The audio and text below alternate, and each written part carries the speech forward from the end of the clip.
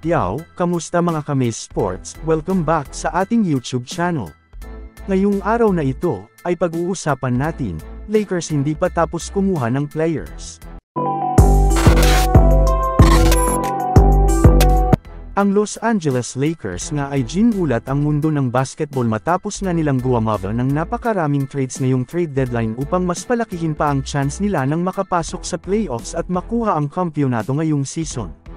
Nakita natin kahapon sa naging laban nga ng Los Angeles Lakers at ng Golden State Warriors, ay nakita natin ang malaking pagbabago sa Los Angeles Lakers, dahil kahit wala nga si LeBron James ay napakalakas pa rin nila pagdating sa opensa at depensa dahil nga sa mga bago nilang players, especially sina D'Angelo Russell, Malik Beasley, at Jared Vanderbilt. Subalit ayon nga sa mga NBA experts ay hindi pa nga tapos kumilos ang Los Angeles Lakers ngayong season dahil mayroon pa nga silang bakanting spot sa kanilang roster kaya naman maari pa silang kumuha ng isang player.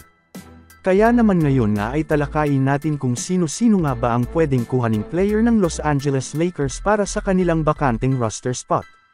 Ang mga nasa listahan nga ng mga NBA experts ay sina Terrence Ross, Kevin Love, Danny Green, Will Barton, at Justin Holiday, na kung saan lahat nga ng aking nabanggit na players ay pare-parehas na isang 3-and-D player, na kung saan, isang player na consistent sa kanilang outside shooting pati na nga din sa kanilang depensa.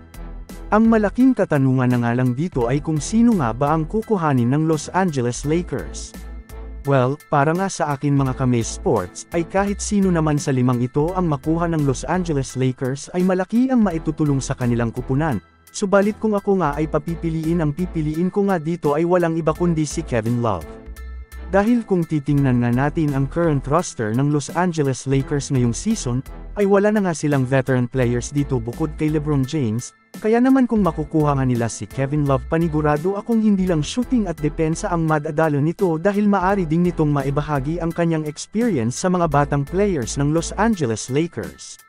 Subalit kung ikaw ang aking tatanungin, sino sa tingin mo ang dapat na kuhanin ng Los Angeles Lakers sa limang ito? Mag-comment lang. So, ayon lamang ang ating mabilisang balita sa araw na ito, sana ay nag-enjoy ka. Huwag mo na ding kalimutang mag-subscribe bilang pagsuporta sa ating YouTube channel. Maraming salamat po.